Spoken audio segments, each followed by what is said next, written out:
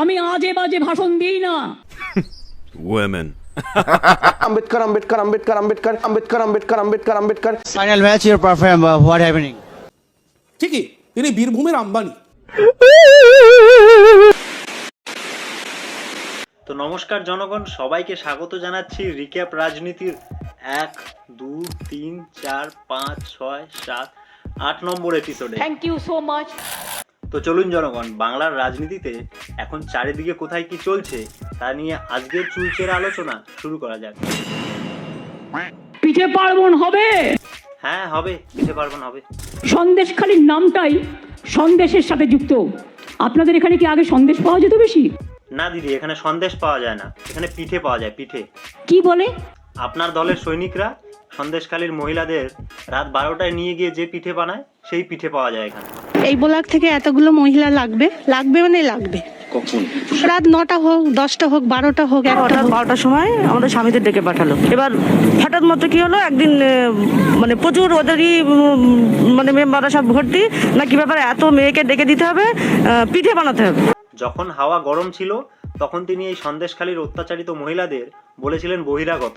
আমরা যে বহিরাগত, আমি মাননীয়ার কাছে এইটাই প্রার্থনা করছি যে প্রমাণটা দয়া করে দেবেন। আবার এখন যেই সামনে 26-এর নির্বাচন, তাই তিনি এখন সেই অত্যাচারিত মহিলাদেরই বলছেন যে দুষ্টু লোকের খপ্পরে পড়বেন না, কেউ ডাকলে চলে যাবেন না। কোনো দুষ্টু লোকের খপ্পরে পড়বেন না। আর মনে রাখবেন, কোনো মেয়েরা কেউ ডাকলো আর চলে গেল সেটাও যাবেন না। জেনে রাখুন মুখ্যমন্ত্রী, একজন মহিলাও সন্দেশখালীর কেউ ডেকেছে বলে শক করে যায়নি, তারা ধর্ষিতা হয়েছে। ধর্ষিতা মানে বোঝেন? ধর্ষিতা হয়েছে, তারা বাধ্য হয়েছে যেতে।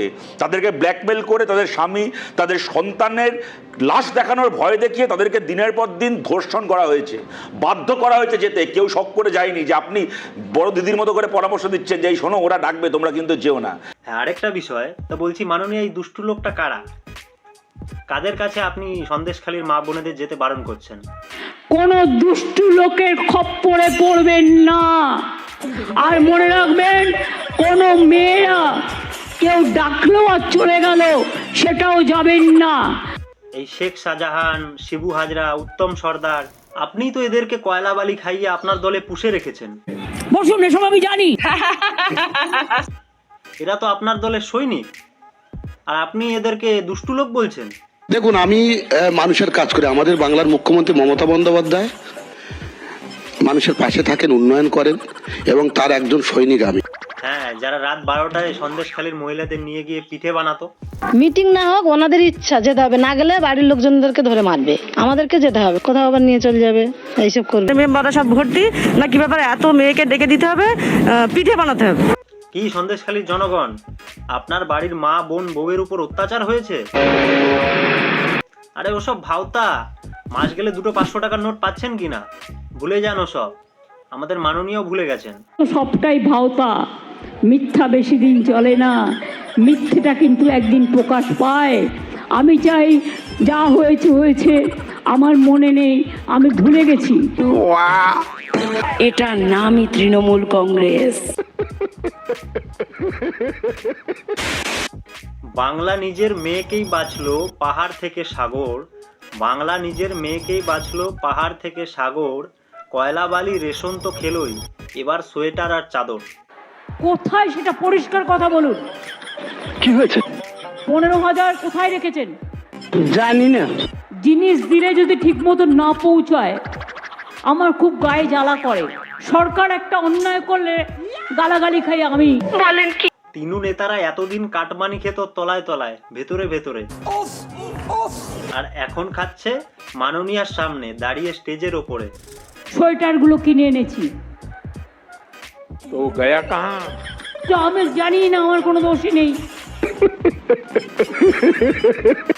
আরে এসে দেখছি ভোভা ভোভা না, আমি আর মিটিং করবো কি? আমি তো ওইটাই দিতে এসেছিলাম। শীতকাল নো, তা তোমরা যদি এটুকু প্রোগ্রামও ঠিক মতো না করতে পারো তা তো আমার কোনো প্রয়োজন নেই। দেখো কাণ্ড।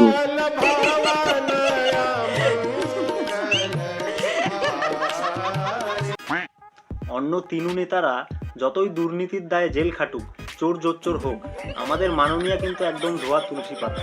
বলেন কি? তিনি কিন্তু একদম কম কথা বলেন, একদম আজে বাজে ভাষণ দেন না। একটা কথা মনে রাখবেন, আমি কথা কম বলি, আমি আজে বাজে ভাষণ দিই না। হ্যাঁ ঠিকই তো, উনি কিন্তু একদমই আজে বাজে ভাষণ দেন না। কি বললা? কিন্তু মাঝে মাঝে কি হয়, ওই 3 ইডিয়টস এর র্যাঞ্চো যেমন ওই চতুরের স্ক্রিপ্ট চেঞ্জ করে চমৎকারকে বলাৎকার করে দিয়েছিল।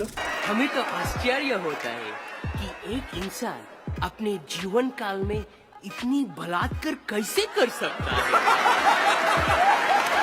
তেমনি আমাদের বাংলার র্যাঞ্চো মানে ওই বিরোধী দলের শুভেন্দু অধিকারী, দিলীপ ঘোষ, তারা গিয়ে মাঝে মাঝে আমাদের মাননীয়ার স্ক্রিপ্টটা চেঞ্জ করে দেয়। আপ ক্রোনোলজি समझ लीजिए। সে কারণে কখনো কাজী নজরুল ইসলাম মহাভারত লেখে, রাকেশ রোশন চাঁদে যায়, আমি জানি ভারত আজ পর্যন্ত অলিম্পিকে সোনা পায় না, এরকম একটু একটু মিস্টেক হয়ে যায় আর কি। সরি, আমি উইথড্র ওয়ার্ড আমার মুখ দিয়ে বেরিয়ে গেছে।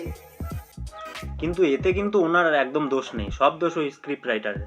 কানের গোড়ায় দুটো দিলে একদম ঠিক হয়ে যাবে। সৎ থাকলে কি হয় জানেন?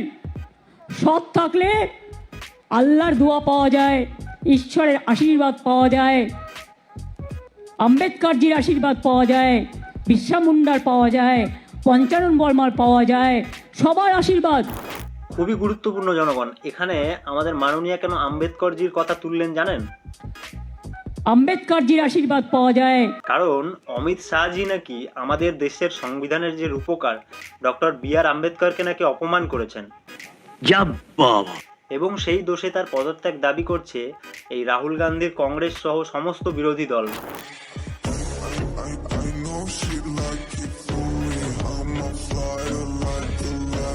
আর এই বিষয় নিয়েই আমাদের পশ্চিমবঙ্গের তৃণমূল কংগ্রেসের বর্ষসেরা মুরগি পুরস্কার প্রাপ্ত Final match your perform. What happening? তৃণমূলের যুবনেতা দেবাংশু কি বলছে একবার দেখুন। এই যে অমিত শাহ কতটা মানে ভাবুন, আজকে যে সংবিধানের শপথ নিয়ে তারা প্রত্যেকে হয়ে আজকে কেউ স্বরাষ্ট্রমন্ত্রী, কেউ দেশের প্রধানমন্ত্রী, কেউ পার্লামেন্টে যে দাঁড়িয়ে রয়েছেন, সেই পুরো সংবিধানের ওপর আমাদের যে আজকে দেশ চলছে, সেই সংবিধানের প্রণেতাকে অপমান করছেন দাঁড়িয়ে আম্বেদকর আম্বেদকর আম্বেদকর আম্বেদকর এরকমভাবে অপমান করছেন, অসম্মান করছেন এবং বলছেন এতবার যদি ভগবানের নাম নিতেন। মানে এমনি তো লোকে একে পা বালিশ বলে না, কারণ আছে। Final match your perform.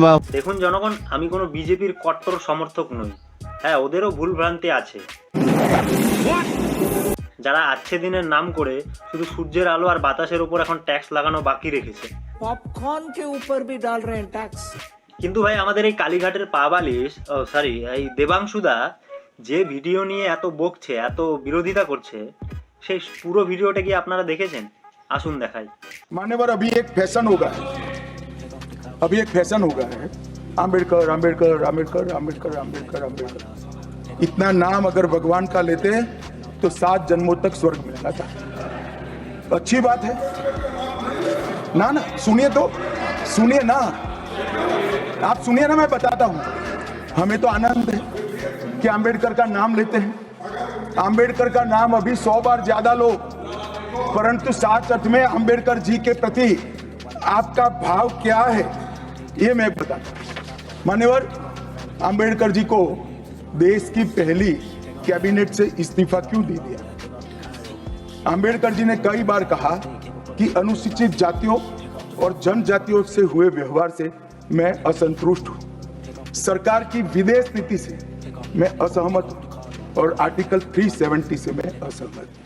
এবার বুঝেছেন তো জনগণ, রাহুল গান্ধী সহ কংগ্রেস যেভাবে আম্বেদকরজির নাম নিয়ে বিভিন্ন কার্যকলাপ করত, সেটাকে তিনি নকল করে দেখিয়েছেন, আর এর মানে নাকি তিনি আম্বেদকরজিকে অপমান করে ফেলেছেন। আমার যা বোঝা হয়ে গেছে। আর ভাই এটাই যদি এদের লজিক হয়, তবে এই ভিডিওটা একবার দেখুন। আম্বেদকর আম্বেদকর আম্বেদকর আম্বেদকর আম্বেদকর আম্বেদকর আম্বেদকর আম্বেদকর। কি দাদা এবার ঠিক আছে তো? অমন অনুক্ষণের কথা বলতে নেই। না না না, আমরা আপনার পদত্যাগ চাইবো না, আপনি যেভাবে চটি চাটছেন চাটতে থাকুন, না হলে আমরা কন্টেন্ট পাবো কোথায়? আমি তো গর্ব করে চটি চাটি, আমার কোনো অসুবিধা নেই। তো জনগণ, আপনারা কি শুনেছেন যে আমাদের দেবাংশুদার গায়ের উপরে পা হড়কে পড়ে গেছে হুগলির এক জননেতা? কই না তো। দেখুন, আমাদের দেবাংশুদা যেহেতু নিজেই বলেছেন, তিনি একদম সঠিক কথা বলেছেন, আমি নর্দমা। আর তৃণমূলের উন্নয়ন খুঁজতে খুঁজতে হুগলির এক জননেতা সেই নর্দমার ভেতরে পা হড়কে ঢুকে গেছেন। এলাকার নিকাশি ব্যবস্থা হাতে কলমে খতিয়ে দেখতে গিয়ে ড্রেনে পড়ে গেলেন চুঁচুড়া তৃণমূল বিধায়ক অসিত মজুমদার। ট্রেনের মধ্যে ঢুকে গেছিলাম, স্ল্যাব ভাঙা, দুটো স্ল্যাবের মাঝখানে म्यूजिक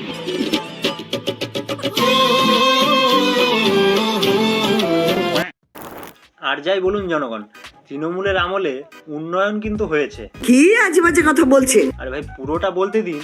তৃণমূলের আমলে উন্নয়ন কিন্তু হয়েছে, তবে সেটা নেতাদের। কি বললা? নইলে বীরভূমের কেষ্টমণ্ডলের ঘনিষ্ঠ সাধারণ একজন পাথর ব্যবসায়ী হয়ে ভারতের সবচেয়ে বড় ধনকুবের মুকেশ আম্বানিকে টেক্কা দিতে পারে? হ্যাঁ, সোশ্যাল মিডিয়ায় ট্রেন্ডিং এখন বাংলায় কোটি কোটি টাকার বিয়ে। এত করে নিশ্চয়ই বুঝে গিয়েছেন যে আমি টুলু মণ্ডলের মেয়ের বিয়ের কথা বলছি। যে বিয়েতে বলি তারকাদের ভিড় দেখা গেল তা কোনো শিল্পপতির বাড়ির অনুষ্ঠান নয়। বীরভূমের এক ব্যবসায়ী টুলু মণ্ডলের মেয়ের বিয়েতে দেখা গেল তারকা সমাবেশ। বলি তারকা সলমান খানের ভাই আরবাজ খান, আফতাব সিদ্দাসানি, আসরানি, এদের থেকে শুরু করে টলিউডের অঙ্কুশ হাজরা, সুমিত গঙ্গোপাধ্যায়, দর্শনা বণিক, ঐন্দ্রিলা শর্মা এ ছিলেন না এই বিয়েতে। শিউরি রবীন্দ্রপল্লীর কয়েক বিঘা জমির উপরে গড়ে তাজ প্যালেসের আদলে তৈরি করা হয়, সাজিয়ে তোলা হয় বিবাহ বাসর। আলোর রোশনাইতে ঝলমল করছে চারিদিক, নিমন্ত্রিত কয়েক হাজার মানুষ। ঠিকই, তিনি বীরভূমের আম্বানি। তো জনগণ, আজকে এই বীরভূমের আম্বানি পর্যন্তই থাক। এই ভিডিও সম্পর্কে আপনাদের মতামত অবশ্যই কমেন্ট বক্সে জানাবেন। আচ্ছা ঠিক আছে ঠিক আছে ঠিক আছে। আর হ্যাঁ, ইংরেজি নববর্ষ 2025-এর জন্য সবাইকে শুভনন্দন। আপনাদের সকলকে আমি শুভ নববৈশাখের শুভ নন্দন জানাচ্ছি। তো দেখা হচ্ছে পরের এপিসোডে। সবাই ভালো থাকবেন, নমস্কার।